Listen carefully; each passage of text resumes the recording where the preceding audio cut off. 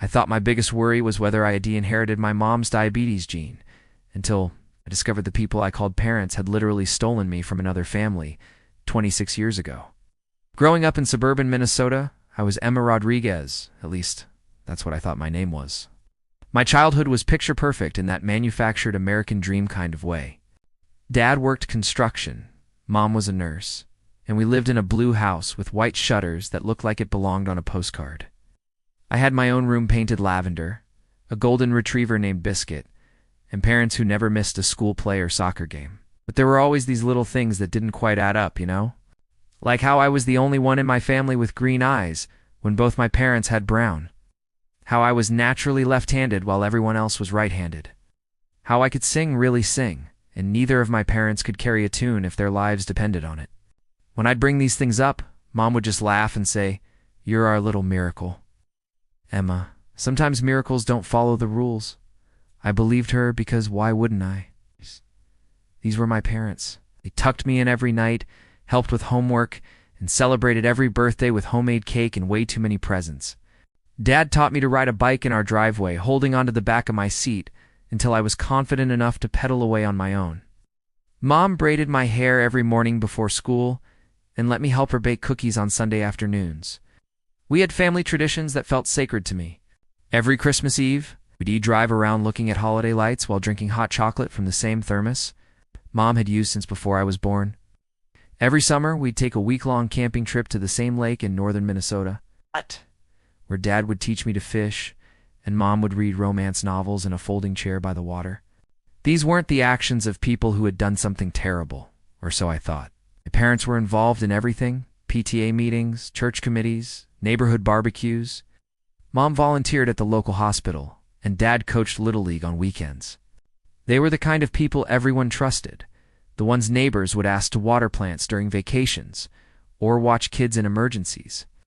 If you had told me then that they were harboring the biggest secret imaginable, I would have laughed in your face. School came easily to me, especially languages and music. I picked up Spanish so quickly that my high school teacher recommended I consider majoring in linguistics. I could play piano by ear and had a voice that made people stop talking when I sang in church choir. My parents were proud but also seemed surprised by these talents, like they didn't know where they came from. "Must be that Rodriguez musical gene," Dad would joke, even though he couldn't even hum on key. When I graduated high school as valedictorian, both my parents cried during my speech. I talked about how grateful I was for their love and support. They shown me that family was unabowed blood, but about the people who choose to love you every single day.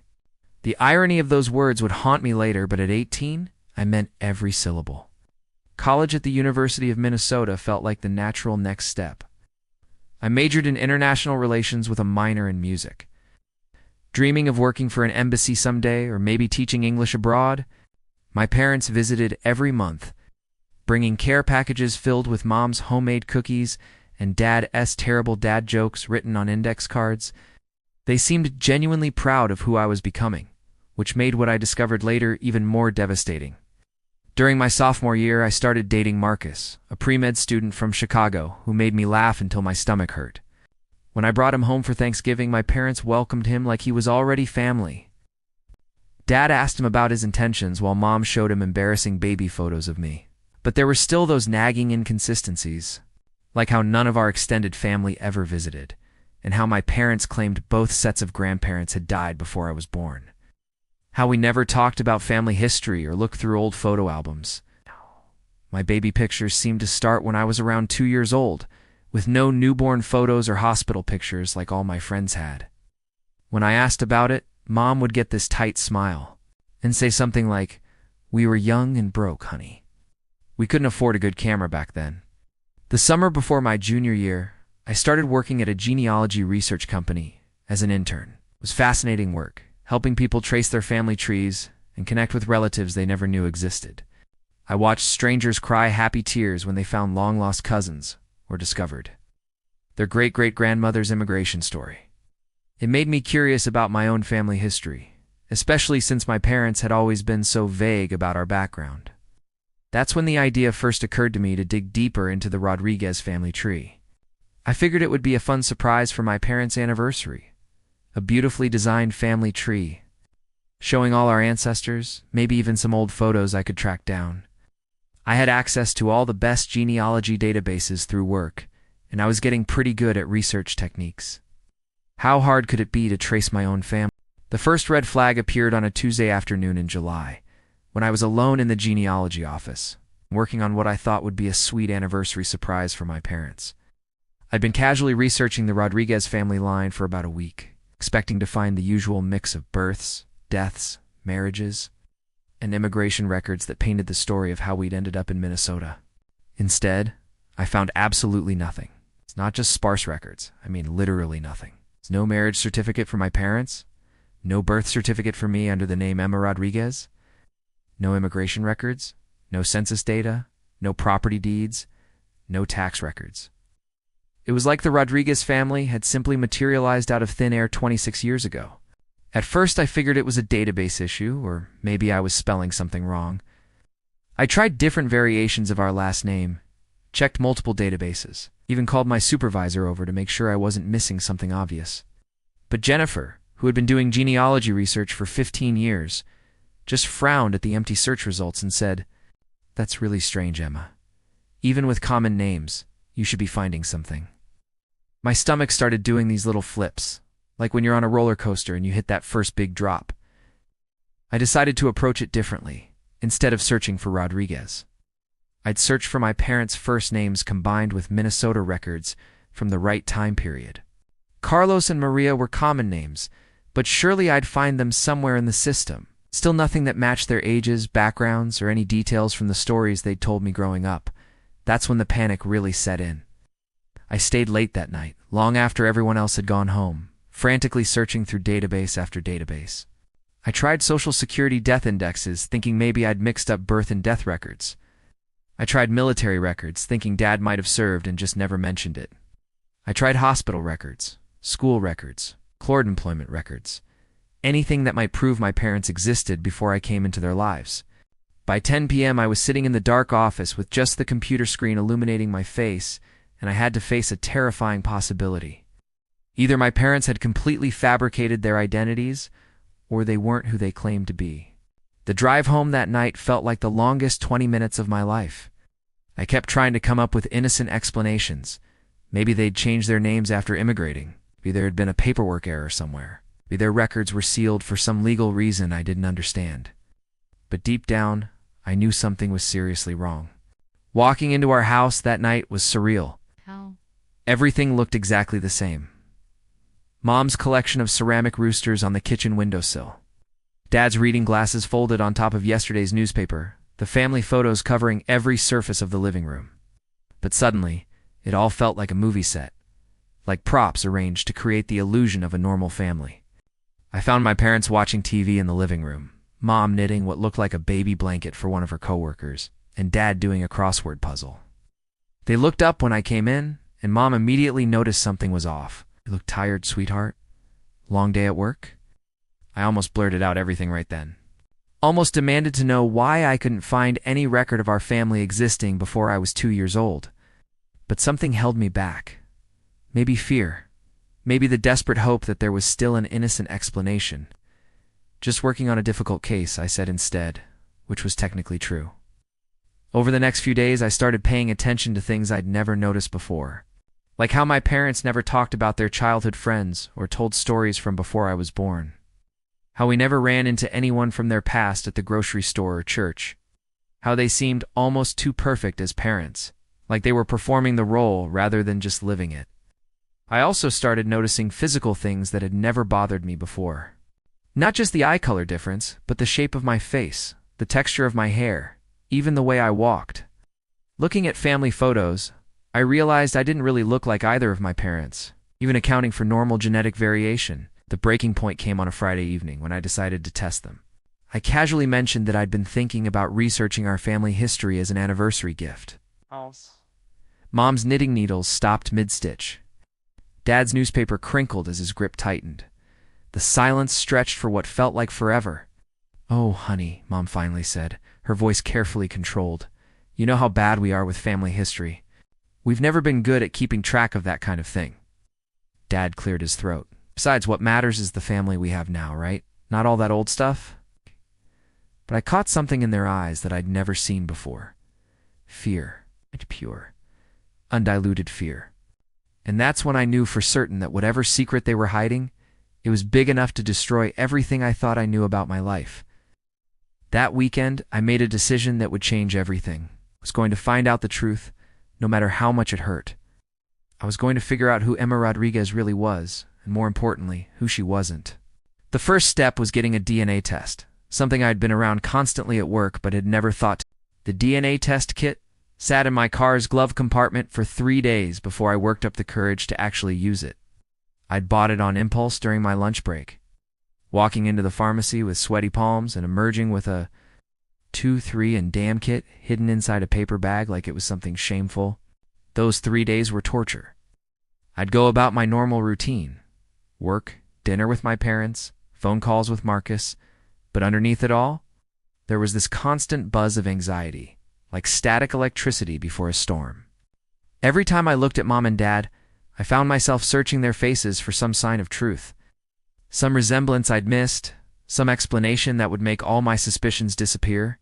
Oh. But the more I looked, the more obvious it became that I was grasping at straws. We weren't just different in small ways. We were different in fundamental ways that genetics couldn't explain away. My bone structure, my height, even the way my hands moved when I talked. None of it matched either of them. On Wednesday evening, I finally did it. I waited until my parents went to bed, then sat in my childhood bedroom with the test kit spread out on my desk next to old homework assignments and participation trophies. The instructions were simple enough: spit in a tube, mail it off, wait 6 weeks for results. But my hands were shaking so badly, I could barely open the packaging. The whole process felt both anticlimactic and earth-shattering at the same time. Here I was, possibly about to discover that my entire life was a lie, and all it took was a little saliva and a prepaid envelope. I kept thinking about all the other DNA tests I'd processed at work, how routine and clinical they seemed when they belonged to strangers. But this felt like I was about to detonate a bomb in the middle of my family. After I sealed the tube and filled out the paperwork, I sat there staring at the envelope. There was still time to change my mind, to throw it away and pretend I'd never had these doubts. I could go back to being Emma Rodriguez, construction worker's daughter, future diplomat, girlfriend to a sweet pre-med student who made terrible puns about anatomy.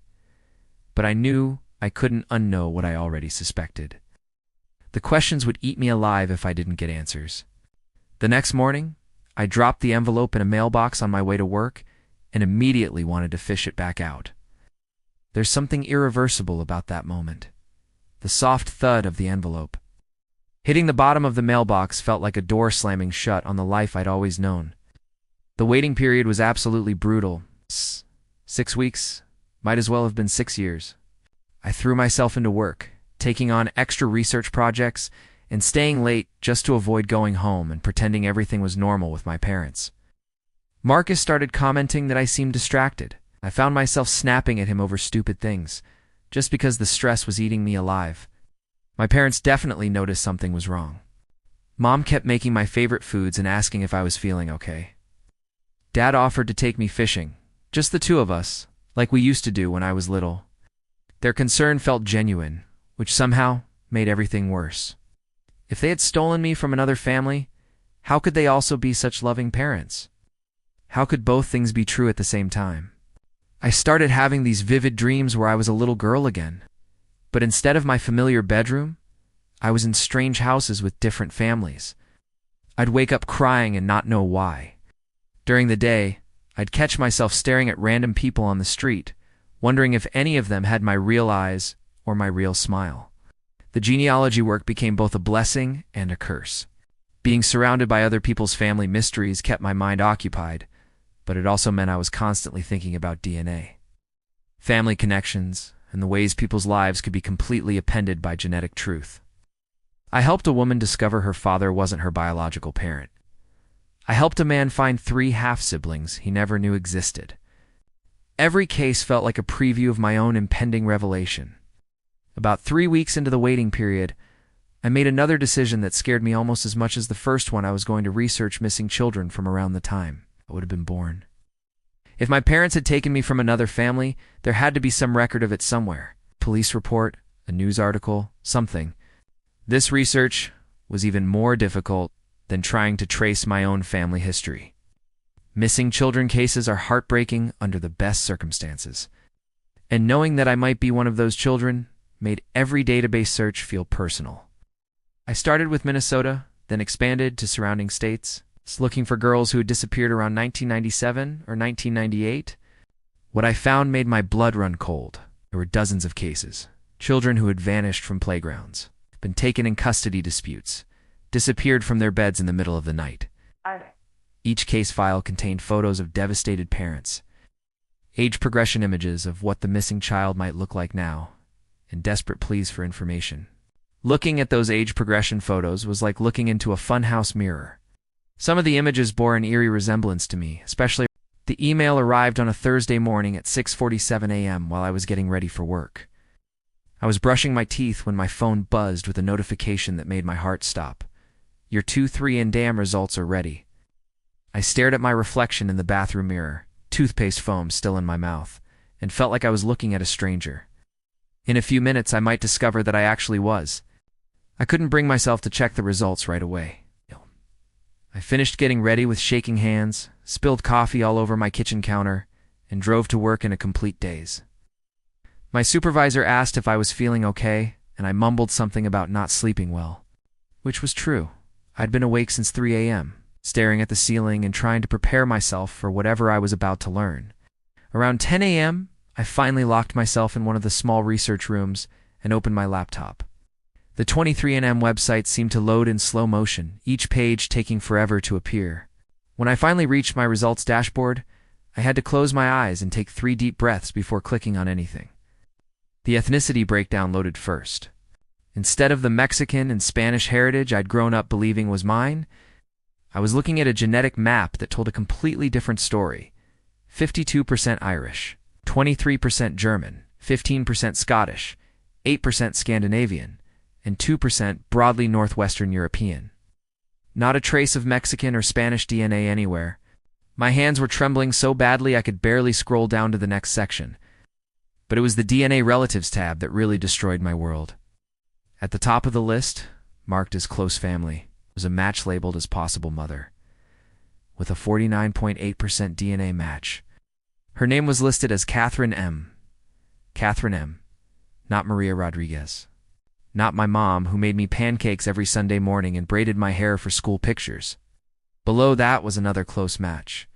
Possible father with 48.2% DNA match. His name was listed as Patrick M. I clicked on Catherine's profile with fingers that felt like they belonged to someone else.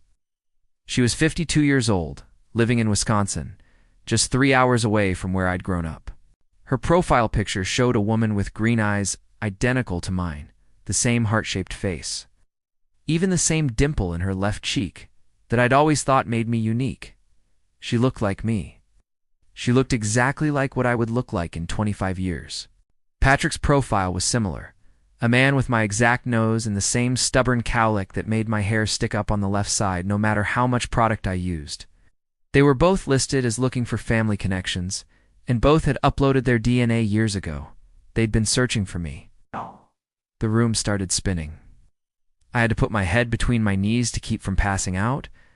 All those years of my parents telling me I was their miracle baby, and somewhere in Wisconsin, 2 people who shared my DNA had been desperately trying to find me. I scrolled further down and found something that made everything infinitely worse. There were more DNA matches. People listed as aunts, uncles, cousins, entire extended family I'd never known existed. And many of them had uploaded their DNA around the same time, in 2018 and 2019. Like they'd all decided together to start searching. One of the profiles belonged to someone listed as my sister. My sister. I had a sister named Rebecca who was 2 years older than me. And according to her profile, she worked as a teacher in Milwaukee. The photo showed a woman who looked like she could be my twin, just slightly older. I clicked through to the family tree section and found something that made my blood turn to ice. There was a family tree posted by Catherine M., and at the bottom was a branch for a daughter named Isabella. It's birth year 1998, and a notation that said missing since age 2. Isabella, not Emma. I wasn't Emma Rodriguez at all. I was Isabella Murphy, and I'd been missing for 24 years. The family tree told a story that destroyed every foundation of my identity. Isabella Murphy had been reported missing from a park in Eau Claire, Wisconsin. In March 2000, she'd been 2 years old, playing on a playground while her mother, Catherine, talked to another parent. When Catherine turned around, Isabella was gone. There were newspaper clippings attached to the family tree, headlines that read, "Toddler vanishes from local park," and search continues for missing 2-year-old. The articles described a massive search effort involving hundreds of volunteers, K-9 units, and FBI investigators. They described parents who never stopped looking, who never gave up hope that someday they'd find their daughter alive. The most devastating part was a quote from Catherine Murphy in one of the articles. "I know in my heart that Isabella is still out there somewhere. I just want her to know that we love her and we've never stopped searching. Whoever has her is reading this, please just bring her home." I was sobbing so hard I could barely see the computer screen. 24 years. This woman had spent 24 years wondering what happened to her daughter, searching for a little girl who grew up 3 hours away calling other people mom and dad. But the absolute worst part was realizing what this meant about the people who raised me. They were unjust people who had made a mistake or found a lost child and didn't know how to return her. They had actively stolen a 2-year-old from a playground. They had watched the news coverage, seen the desperate parents begging for their daughter's return, and said nothing. Every birthday cake, every bedtime story, every "I love you," it had. I drove home that afternoon in a complete fugue state, printed DNA results sitting in a manila folder on my passenger seat like a loaded weapon. Part of me kept hoping I'd wake up and discover this was all an elaborate nightmare. But the reality kept hitting me in waves that made it hard to breathe. My parents were in the kitchen when I walked in, Dad reading the newspaper at the table, while Mom prepared what smelled like my favorite dinner, chicken enchiladas with homemade salsa. The domestic scene that would have comforted me yesterday now felt like a grotesque performance. "Hi, sweetheart," Mom called without looking up from the stove. "You're home early. How's work?" I stood in the doorway clutching the folder, studying these people who had raised me with such apparent love while hiding the most monstrous secret imaginable. Dad looked up from his paper and smiled. That same warm, genuine smile that had made me feel safe for 26 years. "Emma, you okay? You look pale." The sound of that name, Emma, hit me like a physical blow. I wasn't Emma. I was Isabella, and these people had stolen Isabella from a playground when she was 2 years old. "We need to talk," I managed to say, my voice barely above a whisper. Something in my tone made Mom turn around, her face immediately creasing with concern. "What's wrong, honey?" Instead of answering, I walked to the kitchen table and opened the folder. The DNA results scattered across the surface like damning evidence. Percentages and family trees and genetic matches painting a picture that destroyed 24 years of lies. Dad's newspaper crumpled in his hands as he stared at the papers. Mom dropped her wooden spoon, and it clattered against the tile floor like a gunshot. The silence stretched for what felt like hours, but was probably only seconds. Then Dad said in a voice I'd never heard before, "Emma, where did you get these?" "My name isn't Emma," I said, surprised by how steady my voice sounded. "It's Isabella Murphy." Isabella Murphy, who disappeared from a playground in Eau Claire, Wisconsin. In March 2000, Mom sank into the chair across from me, her face going completely white. She looked like she was about to be sick. "I can explain," Dad started, but I cut him off. "Explain what? How you kidnapped a 2-year-old. How you watched her parents on the news begging for her return and said nothing. How you built our entire family on someone else's devastating loss." The words came out harder and angrier than I'd planned, but I couldn't stop them.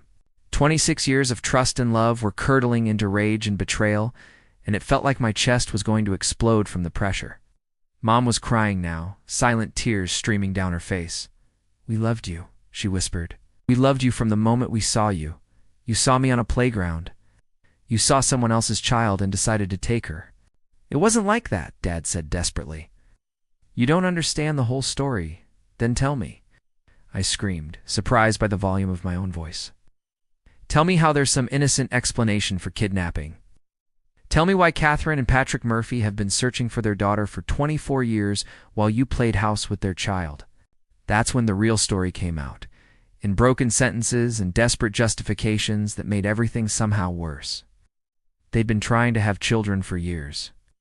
Multiple miscarriages, failed fertility treatments, adoption applications that went nowhere. Dad had been drinking too much, and they were talking about divorce when they decided to take a weekend trip to Wisconsin to figure things out. They saw me at the playground, a little girl, playing alone while my mother was distracted by a phone call. Dad said I walked right up to them, started chatting like we were old friends. Mom said I reminded her of the daughter she'd always dreamed of having. "We were just going to take you for ice cream," Mom sobbed. "Just for an hour to pretend we were a family. But then you fell asleep in the car, and you looked so peaceful, and we started driving, and we couldn't stop." "You couldn't stop?" I stared at them in disbelief. "For 24 years, you couldn't stop?"